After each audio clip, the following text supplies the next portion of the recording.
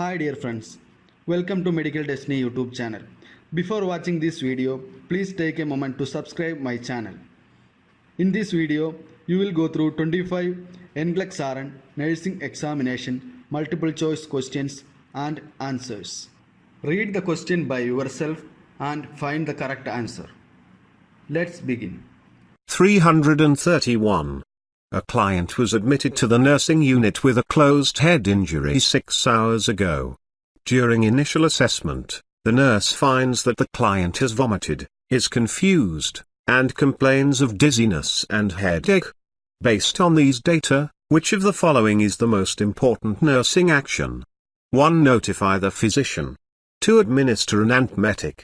3. Reorient the client to surroundings. 4. Change the client's gown and bed linens. Answer: 1. Rationale: the client with a closed head injury is at risk of developing increased intracranial pressure, ICP. Increased ICP is evidenced by signs and symptoms such as headache, dizziness, confusion, weakness, and vomiting. Because of the implications of the client's manifestations, the most important nursing action is to notify the physician. Other nursing actions that are appropriate include physical care of the client and reorientation to surroundings. 332. A client is being brought into the emergency department after suffering a head injury. The first action by the nurse is to determine the client's 1. Level of consciousness, 2. Pulse and blood pressure, 3. Respiratory rate and depth, 4. Ability to move extremities. Answer: 3. Rationale: the first action of the nurse is to ensure that the client has an adequate airway and respiratory status. In rapid sequence, the client's circulatory status is evaluated, option 2, followed by evaluation of the neurological status, options 1 and 4. 333. A client with a spinal cord injury is at risk of developing foot drop. The nurse should use which of the following as the effective preventive measure? 1. Footboard. 2. Heel protectors. 3. Posterior splints. 4. Pneumatic boots. Answer: 3. Rationale: the effective means of preventing foot drop is the use of posterior splints or high-top sneakers. A footboard prevents plantar flexion but also places the client more at risk for developing pressure ulcers of the feet. Heel protectors protect the skin, but do not prevent foot drop. Pneumatic boots prevent deep vein thrombosis, but not foot drop. 335. A nurse is caring for a client who has undergone transsphenoidal resection of a pituitary adenoma.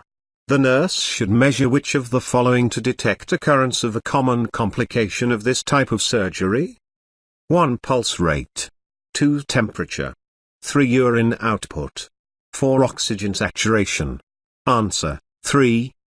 Rationale: a common complication of surgery on the pituitary gland is temporary diabetes insipidus. This results from a deficiency in antidiuretic hormone, ADH, secretion as a result of surgical trauma.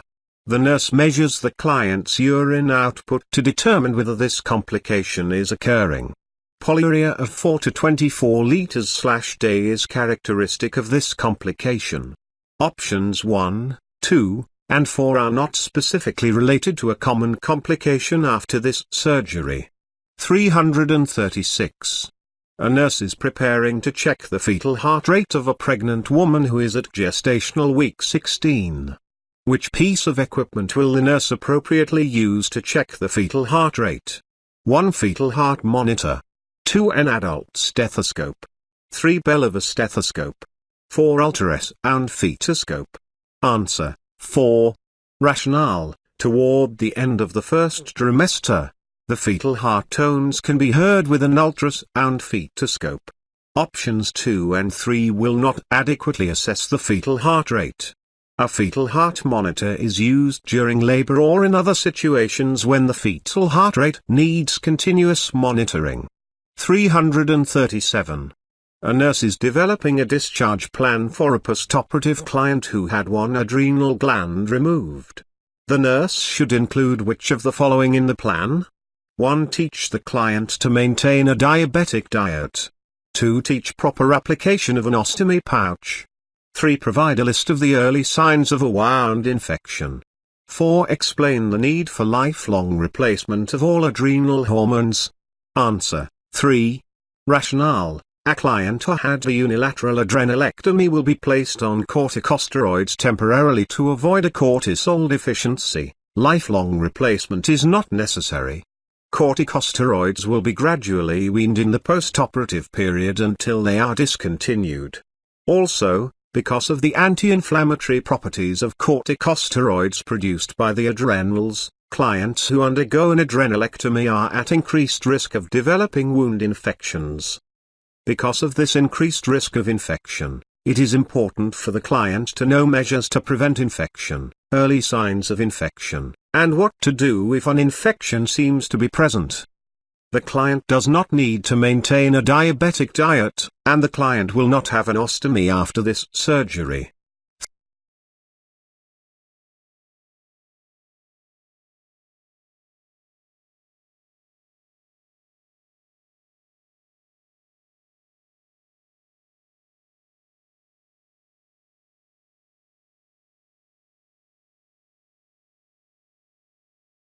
(338).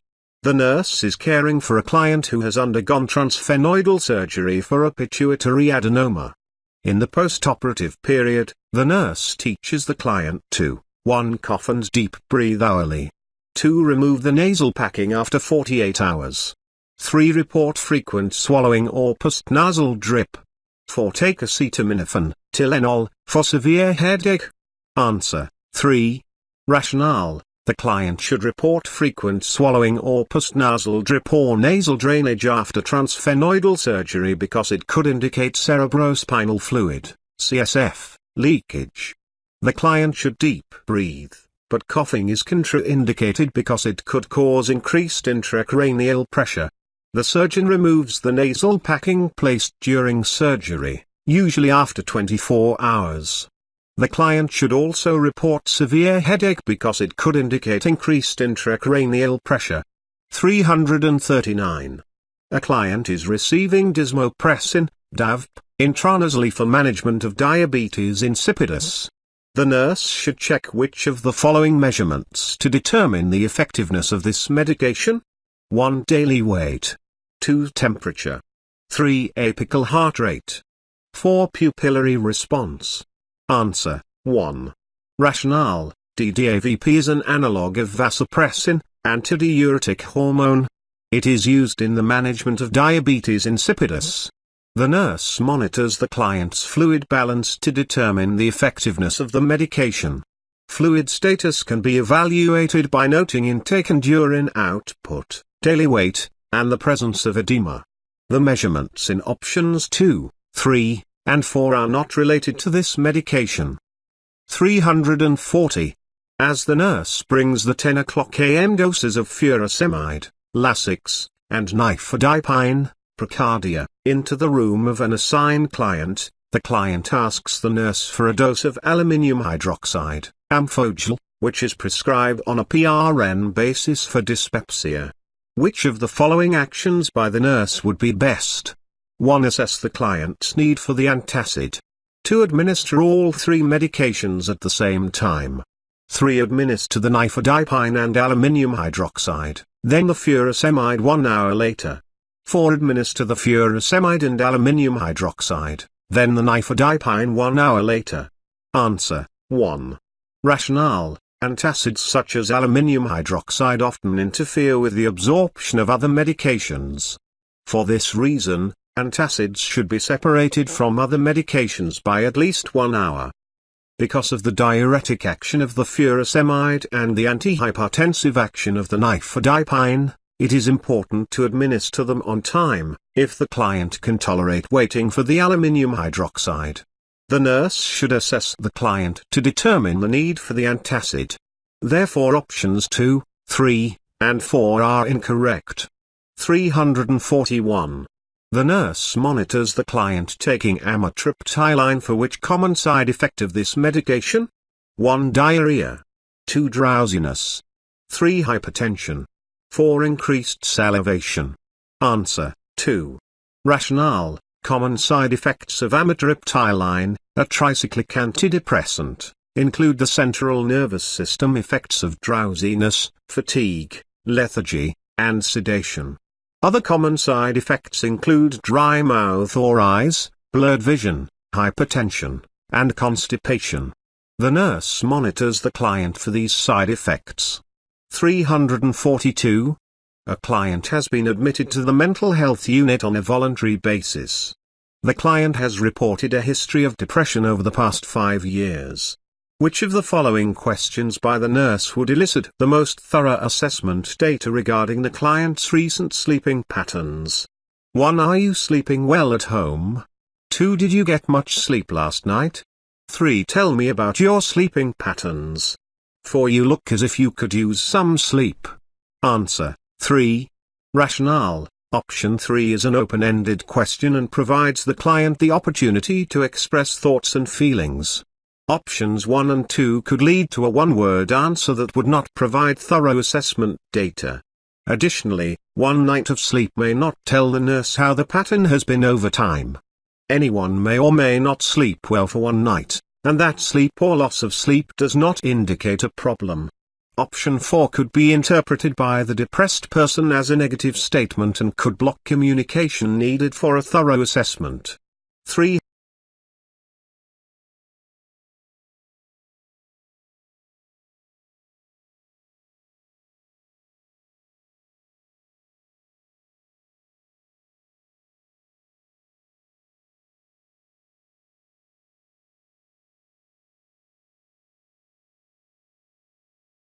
143.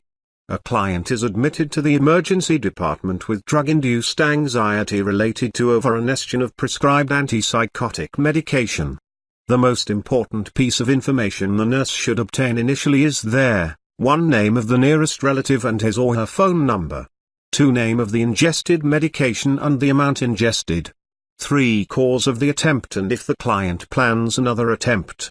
4. Length of time on the medication and any noted side effects. Answer. 2.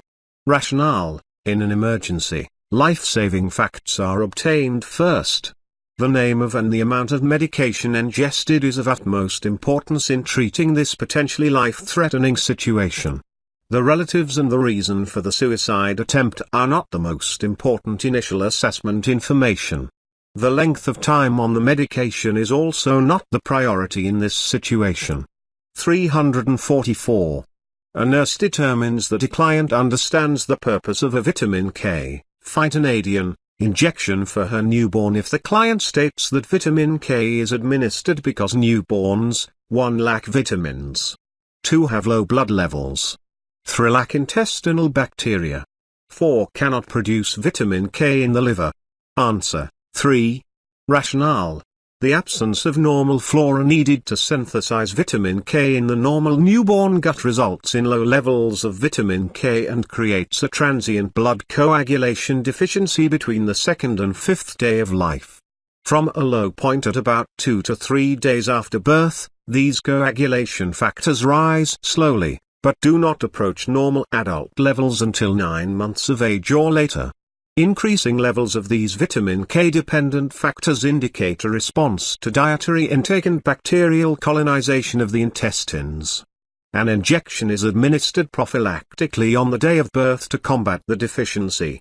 Options 1, 2, and 4 are incorrect. 345. A nurse is assigned to give a child a tepid tub bath to treat hypothermia. After the bath, the nurse plans to 1. Leave the child uncovered for 15 minutes. 2. Assist the child to put on a cotton sleep shirt. 3. Take the child's axillary temperature in 2 hours. 4. Place the child in bed and cover the child with a blanket. Answer. 2. Rationale. Cotton is a lightweight material that will protect the child from becoming chilled after the bath. Option 1 is incorrect because the child should not be left uncovered. Option 3 is incorrect because the child's temperature should be reassessed a half hour after the bath. Option 4 is incorrect because a blanket is heavy and may increase the child's body temperature and further increase metabolism. 346. A nurse is caring for an infant who has diarrhea. The nurse should monitor the infant for which early sign of dehydration? 1. Cool extremities. 2. Gray, mottled skin. 3. Capillary refill of 3 seconds. 4. Apical pulse rate of 200 beats per minute. Answer: 4. Rationale: dehydration causes interstitial fluid to shift to the vascular compartment in an attempt to maintain fluid volume. When the body is unable to compensate for fluid lost, circulatory failure occurs. The blood pressure will decrease and the pulse rate will increase. This will be followed by peripheral symptoms. Options 1, 2, and 3 are not early signs, and these assessment findings relate to peripheral circulatory status. 347. Acetylsalicylic acid, aspirin, is prescribed for a client with coronary artery disease before a percutaneous transluminal coronary angioplasty, PTCA. The nurse administers the medication, understanding that it is prescribed to 1. Relieve post-procedure pain. 2. Prevent thrombus formation. 3. Prevent post-procedure hypothermia. 4. Prevent inflammation of the puncture site. Answer: 2. Rationale: before PTCA, the client is usually given an anticoagulant, commonly aspirin, to help reduce the risk of occlusion of the artery during the procedure because the aspirin inhibits platelet aggregation. Options 1, 3, and 4 are unrelated to the purpose of administering aspirin to this client. 348. A nurse reviews a physician's prescriptions and notes that a topical nitrate is prescribed. The nurse notes that acetaminophen, Tylenol, is also prescribed to be administered before the nitrate. The nurse implements the prescription, with the understanding that the acetaminophen is prescribed because 1. Headache island, a common side effect of nitrates. 2. Fever usually accompanies myocardial infarction. 3. Acetaminophen potentiates the therapeutic effect of nitrates. 4. Acetaminophen does not interfere with platelet action as acetylsalicylic acid, aspirin, does. Answer: 1. Rationale: headache occurs as a side effect of nitrates in many clients. Acetaminophen may be administered before nitrates to prevent headaches or minimize the discomfort from the headaches. Options 2, 3, and 4 are incorrect.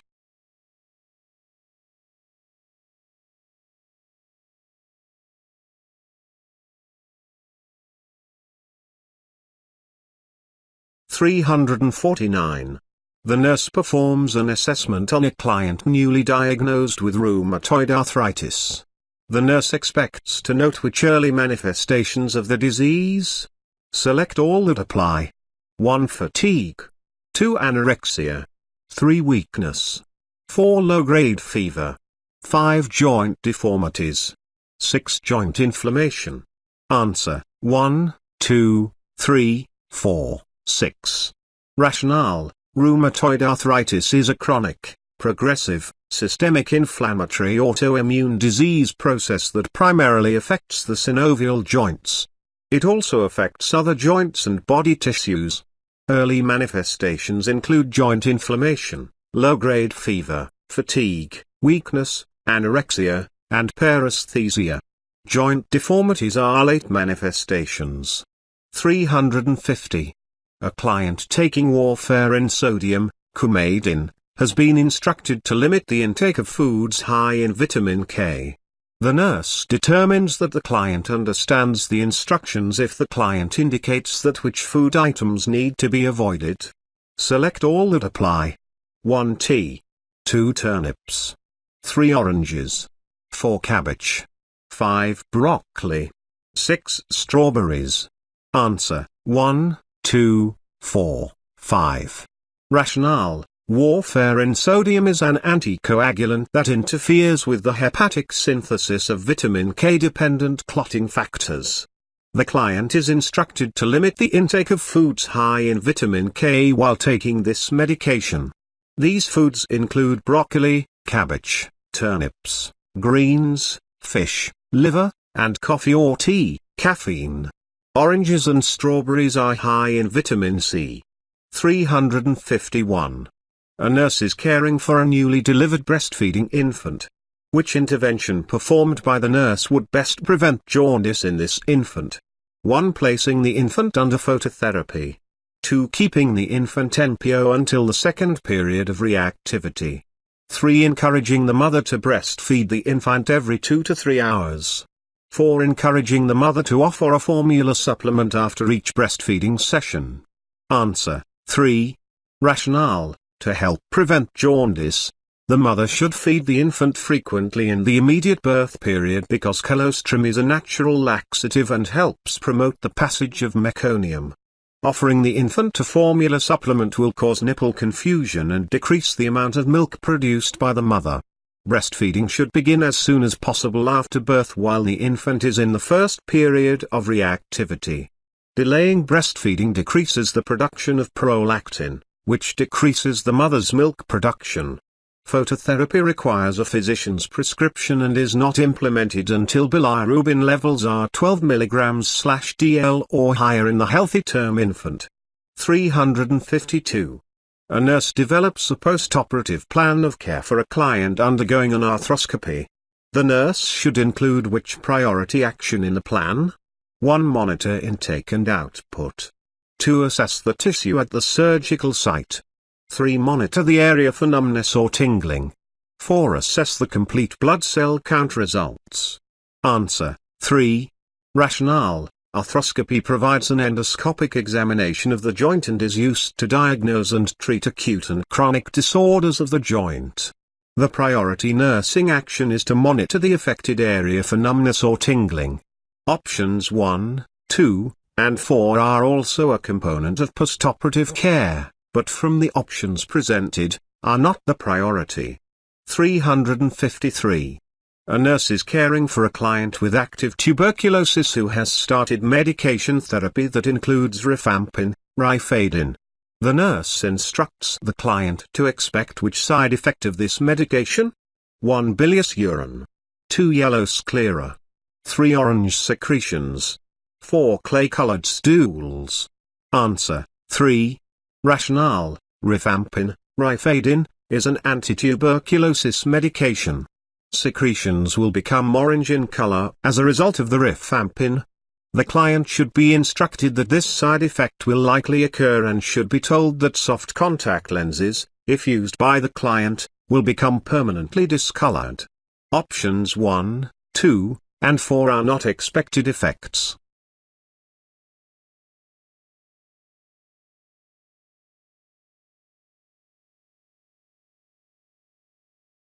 (354). The nurse sends a sputum specimen to the laboratory for culture from a client with suspected active tuberculosis, TB. The results report that Mycobacterium tuberculosis is cultured. How would the nurse correctly analyze these results? 1. The results are positive for active tuberculosis. 2. The results indicate a less virulent strain of tuberculosis. 3. The results are inconclusive until a repeat sputum specimen is sent. 4. The results are unreliable unless the client has also had a positive MAN2 test. Answer: 1. Rationale: culture of Mycobacterium tuberculosis from sputum or other body secretions or tissue confirms the diagnosis of active tuberculosis. Options 2 and 3 are incorrect statements. The MAN2 test is performed to assist in diagnosing TB but does not confirm active disease. 355. A coronary care unit, CCU, nurse is caring for a client admitted with acute myocardial infarction, ME. The nurse should monitor the client for which most common complication of ME? 1. Cardiogenic shock. 2. Cardiac dysrhythmias. 3. Congestive heart failure. 4. Recurrent myocardial infarction. Answer: 2. Rationale: dysrhythmias are the most common complication and cause of death after an ME. Cardiogenic shock, congestive heart failure, and recurrent ME are also complications but occur less frequently.